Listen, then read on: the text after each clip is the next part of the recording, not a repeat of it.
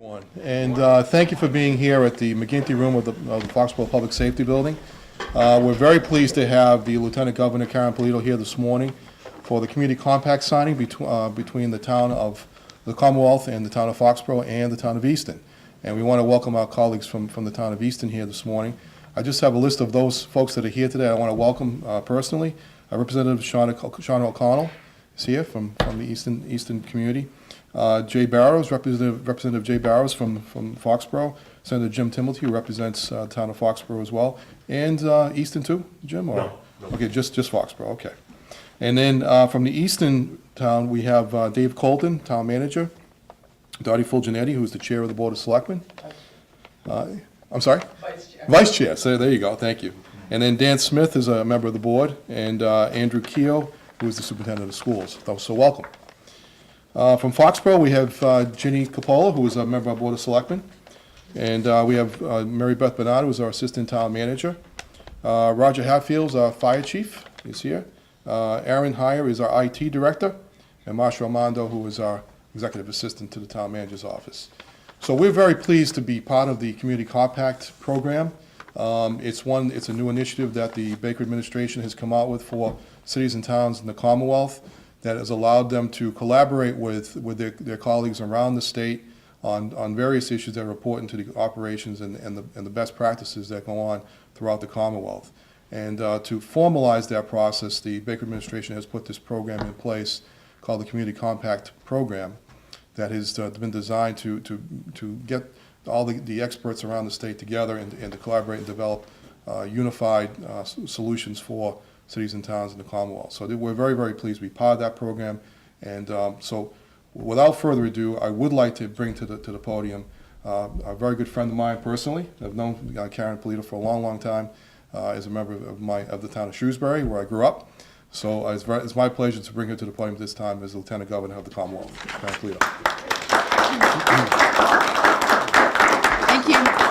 Thank you very much. I really appreciate Foxboro hosting today. I remember being in this room, I think it was a year ago, for the Hugs event here, and obviously you've used this as your training room as well. And for Easton to be here, I know you're a couple of communities over, but to come here together and maybe learn what other communities are doing through this program is a good exercise as well. And I look forward to your speaking about your best practices. I think you have some common ones that you chose all around, putting some of your financial planning, not so much in your mind, but putting it on paper and making them policies that are embedded in your community's planning, so that the next generation of leaders, can learn from them and not have to rethink about how to do things. But let me just sort of back up a little bit and say thank you to all of you, certainly as leaders in your community.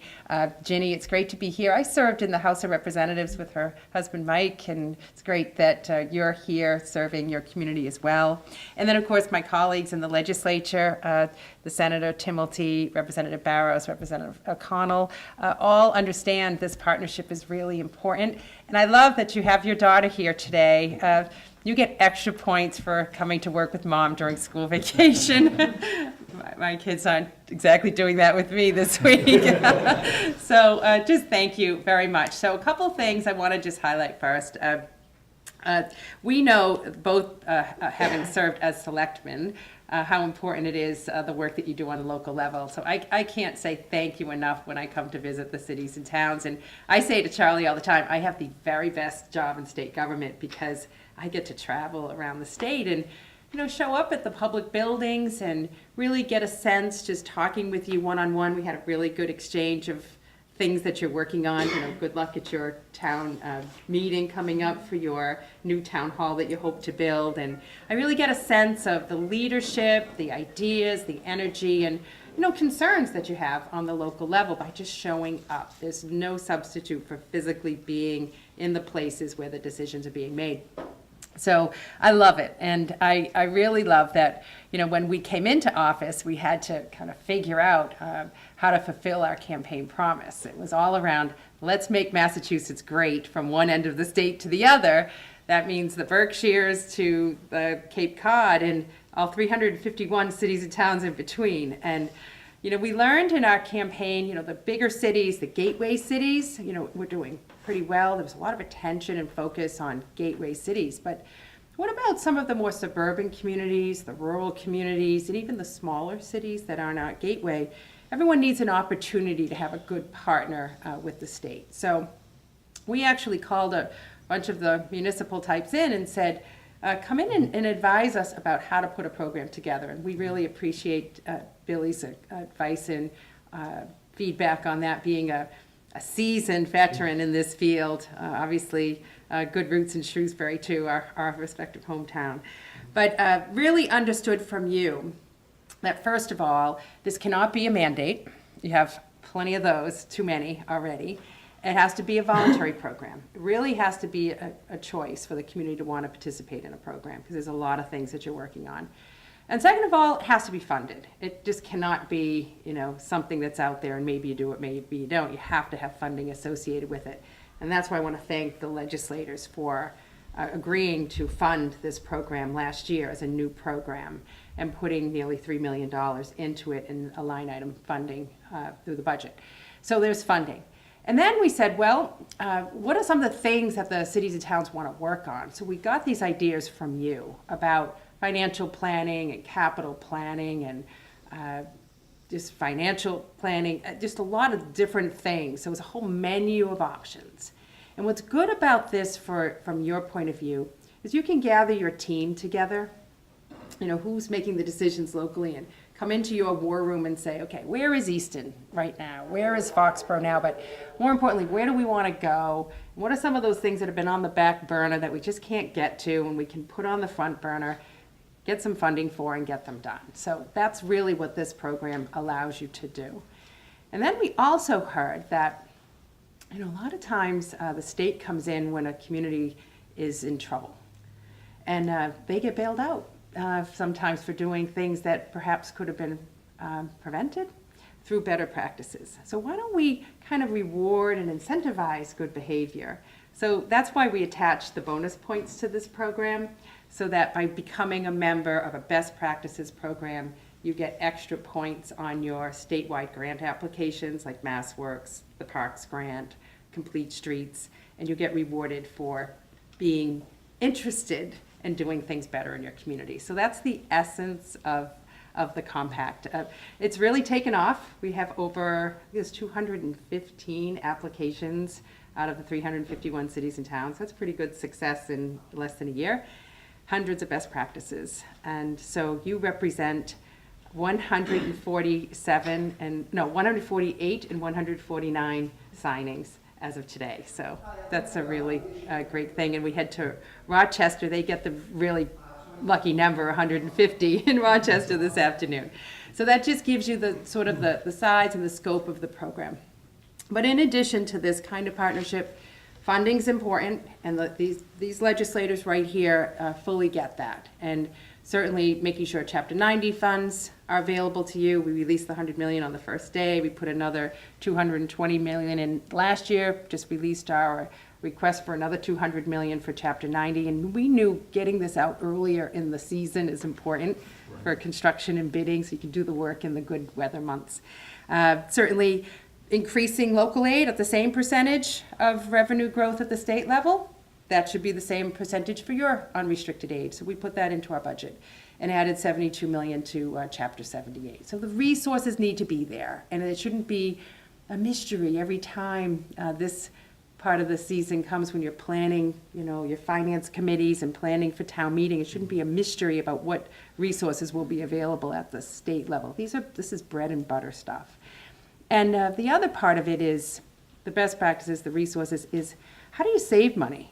Obviously taxpayers are looking for you to be accountable to them and making sure you're wringing out every efficiency. Well, we should be providing you with tools to be able to save more and be more efficient about how you deliver services.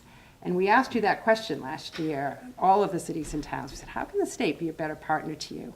And you actually gave us 1,300 ideas about how to do that. So that gives you a sense there's really a need to reform some of the regulations and red tape that just are barriers to you doing more locally. So changing procurement laws, allowing the revolving funds and stabilization funds, more flexibility there, giving you control over your your liquor licenses for restaurants and other economic development opportunities that might come into your community. You shouldn't have to go to these legislators and say, confirm what we just decided was good for our community. Just kind of cut some of that red tape out of the way.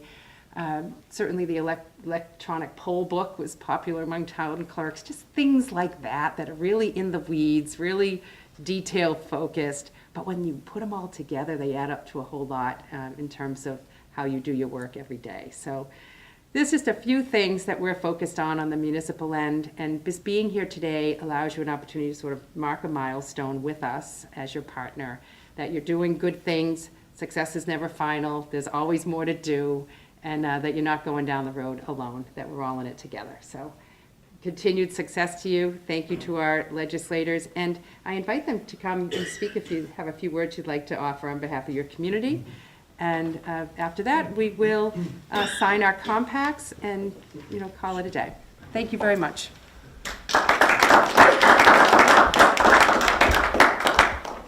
Thank you very much, Lieutenant Governor, and thank you for visiting the beautiful town of Foxboro.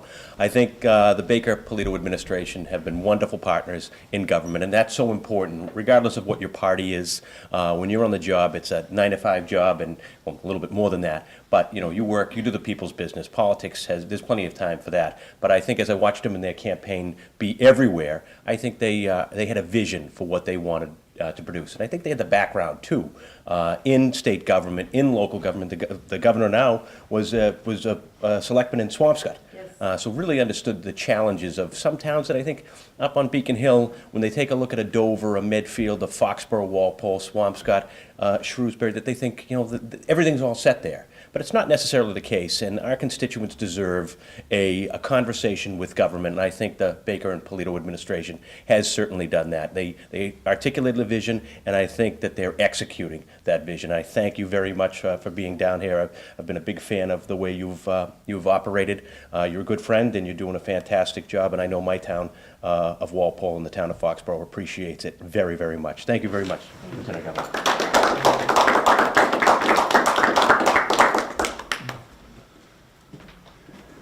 Always awesome when you come to Foxborough. No, it's a great honor to see Foxborough sign up as number 148. We did it in Mansfield not too long ago, and we've seen some great results as a result of those bonus points. Our communities have worked together on regional sewer. We're working together on regional dispatch, and we are working together. So it's nice to see our whole region come together and use these best practices to have everyone move forward. And I echo the Senator's words, it is nice that we are getting some attention. You and I both served for a long time, we didn't get any. So it's really, it's wonderful to see that happen, and again, appreciate your efforts and the Governor's efforts to help us along and do a little bit better job every day. So thank you.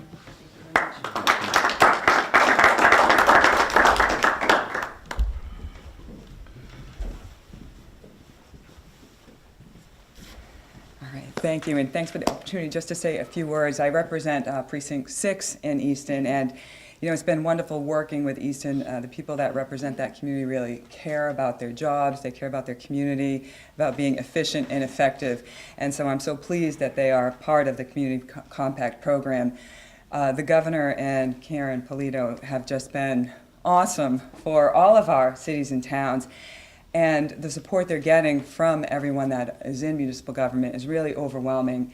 And, I think we can tell just how effective you are and how appreciative people are by, one, if you were at the municipal modernization kickoff there, signing, there were just, the grand staircase was filled with selectmen and city councilors and mayors that were in support of that. So you can tell that they've been very hungry for some change, and they're finally getting it, and it's been very effective change. So thank you for everything you're doing and for caring so much about our communities and coming to visit us so often as well. Everyone loves to see you. Thank you.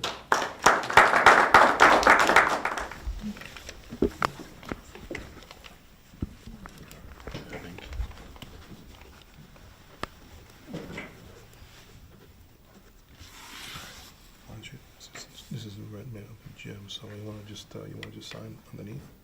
I can do that. You can sign.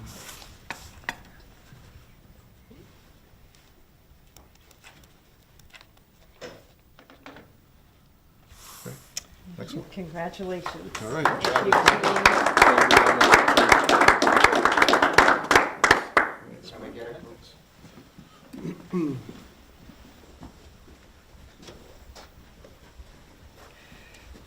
All right, we're ready?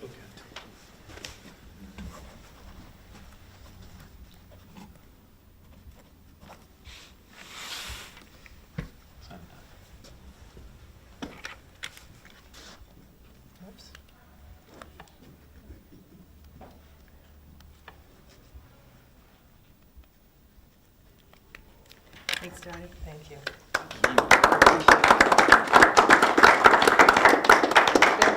Thank you very much. Yep. Good job, everybody. Thank you. Thank you very much. Thanks, Shauna. Yep. Get a couple Photo selfies. code. We have applied to get some help from the state to look at reorganizing our financial operations, primarily. That's the biggest opportunity. Easton still operates on kind of the old system with a town accountant and a treasurer, and we don't have a financial director. We don't have a finance department per se, so we think the Department of Revenue would be a great partner in trying to get that organized for us and help us make the case to the community that that's a necessary step. We're also working with the school department, Dr. Keogh's here, to foster some more connection between the town and the school side of government so that we can work on some things together, share some resources that we don't right now.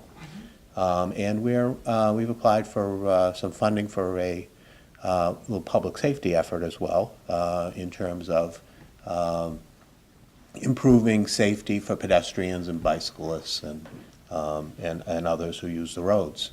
So we're excited. These are things that are that we've had on the list for a while, that we wanted to move on, and this gives us the opportunity, gives us a little push. And I want to thank selectmen, especially Dottie and Dan, who are here, Dottie Fulgenetti and Dan Smith, who have been very supportive in this effort. And I want to thank the administration as well. I've been very, very, very impressed. I was saying to somebody earlier that I think I was saying to the representative here, at the speed at which this has happened. We're in the municipal level, we're used to working with the state and lots of great things, lots of great ideas, but we tend to get in our own way when it comes to implementation. And this program has just marched ahead with lightning speed and has been very, very enlightening, a great change. Thank you. Thank you very much. Thank you, Dave.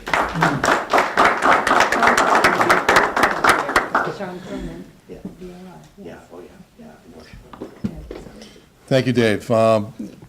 Dave and I have been colleagues for a number of years in this business, and the importance of having shared knowledge in this business is extraordinarily important for us today, because we wouldn't be able to do half the things that we're able to do nowadays without having that shared resource.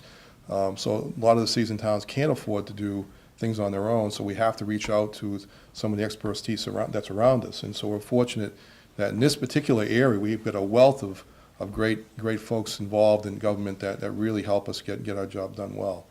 So I'd like to talk just a little bit about what we're doing here in Foxborough. We actually put in for two types of considerations, and one was the first to finalize our financial policies. We're fortunate that we are in a very good position for our current bond rating. We're a AA+ community with a positive outlook. But the one thing that's missing is our actual written financial policies. And by doing that final step, I'm quite certain that we'll be at a AAA rated community. So, which is something has been a goal that I've had since I got here, and the goal for many of the town's leaders as well.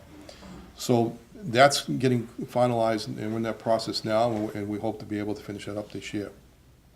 The second one is involving the area of IT, and if I could just have Aaron come up for just a second. Aaron Heyer is our IT director, who is a shared IT director between the town and school. And he does a terrific job for us. I mean, I've been in the business a long time, and I've met some IT people, and he's probably one of the best I've ever met. So we're very fortunate to have him be part of our program. He's also familiar with the folks at Mass IT, so they're going to have a little bit of shared knowledge even at that level. And so he's going to talk a little bit about some of the projects that he's working on with IT, and why this is an important piece of this discussion today. Have applied for best practice in the area of IT, specifically for community engagement. So we've been working with Michael Hamill and his Office of Municipal and School IT to help make sure that our town and our schools and our staff have the training and tools necessary to engage the community using technology and current technology, and we're able to keep up with that. We're also exploring other areas of best practice in terms of intermunicipal sharing of resources. So as Bill mentioned, the IT department here in Foxborough serves the whole town. So we serve municipal operations, schools, and public safety. So we're also found an opportunity to collaborate on that on an informal level as well. So we're really excited to be a partner of the Community Compact program for the area of IT. So, thank you. Thanks, Aaron. Thank you, Bill. So I just wanted to say thank you to all of you again. Thanks to the Lieutenant Governor for being here today. We certainly hope you come back and visit us again. And hopefully next time we'll be able to talk about some actual funding of some issues that we're working on right now. We're working on a couple projects actually right on the Mansfield line that we're working with Secretary Ash on for some funding for a new development that's soon to come online. And we've been working with other improvements along Route 140 that we're trying to work with DOT on, and also, of course, you know, we've got major economic development initiatives that we're working with our local economic development committee that we'll be working with the state on as well, along Route 1, redevelopment along Route 1, and new development along Route 1 near the stadium area. So we've got a lot of exciting things going on here. Almost it's difficult to keep them all on track, but we're doing a pretty good job at this point. But it's a very exciting time to be here in this community. So again, I want to thank you for being here today, and thank you all for being part of this. Thank you.